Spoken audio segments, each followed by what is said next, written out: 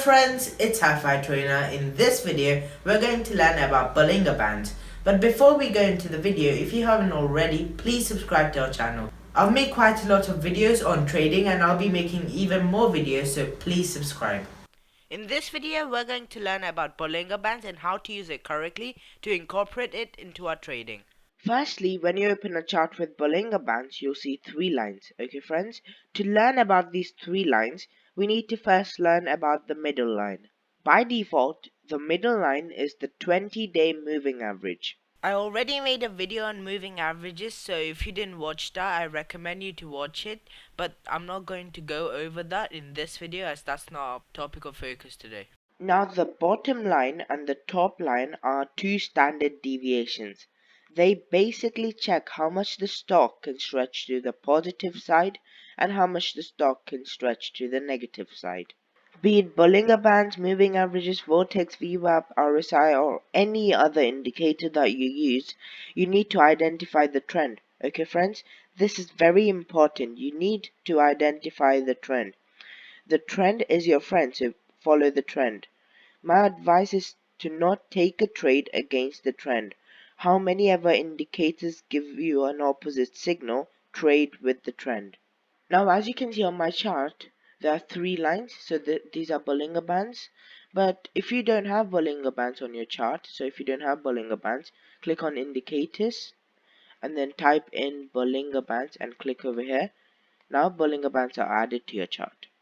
To change the settings of any of these tabs, just go to your settings tab, then go to style, and for upper bands I'm gonna put it as red, and for the lower bands I'll put it as green. Friends, the normal settings for Bollinger Bands are the length is 20, the source is close, the standard deviation is 2 and the offset is 0. So don't change any of these settings. Okay, now I'll tell you the strategy in a single line. Buy at the bottom line or middle line and sell at the top line or at middle line, depending on your confidence. But friends, there's a catch to this. As I've told you, follow the trend. So check the trend in a longer time frame and come to the shorter time frame and take a trade accordingly.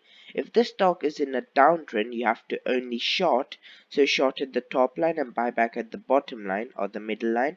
And friends, if the stock is in an uptrend, we have to only buy. Let's take an example to understand this further. So I'm on Hiramotoko's 1 hour chart. So Hiramotoko is in an uptrend from 15 July all the way to 21st July. So we can take a buy trade anywhere in between 15 July and 21st July. So let's go to a shorter time frame to see where we can get a trade. So friends, I'm on 15 July at Hiramotoko's 5-minute chart. So as I've told you, you have to buy at the bottom line or in the middle line and sell at the top line. So if you see here, the price retraced to the middle line. So if you were to buy over here, anywhere over here, and if you were to sell over here, let's see how much profit you'd get. So you'd get around 1% in profits on this trade. Take a look over here friends, the price broke the lower bands but ended up coming back to it. So if you were to buy anywhere here, you'd sell over here, right? Because that's where the price hits the upper band. So let's see how much profit you'd get on this trade. In this trade you'd get 1.7% in profits. On the same day the price retraced back to the middle line again. So if you were to buy somewhere here, you'd sell right here, right? Because that's where it hits the upper band. So let's see how much profit you'd get on this trade.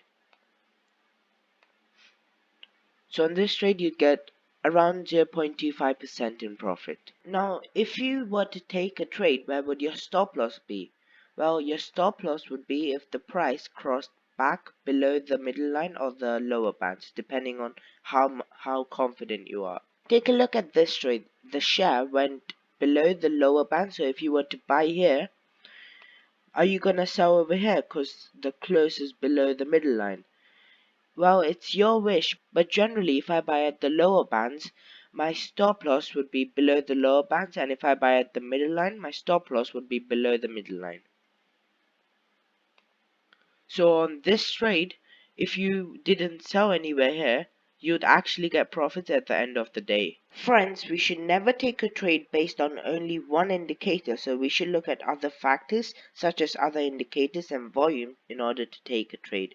This is Apple's daily chart. So if you take a look here, the overall trend is in an uptrend, right?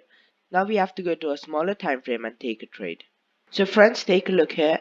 The price hit the lower Bollinger Band, so if you were to buy here, our stop loss would be under the lower Bollinger Band, so somewhere here. Our target would be at the upper band, so our target somewhere here.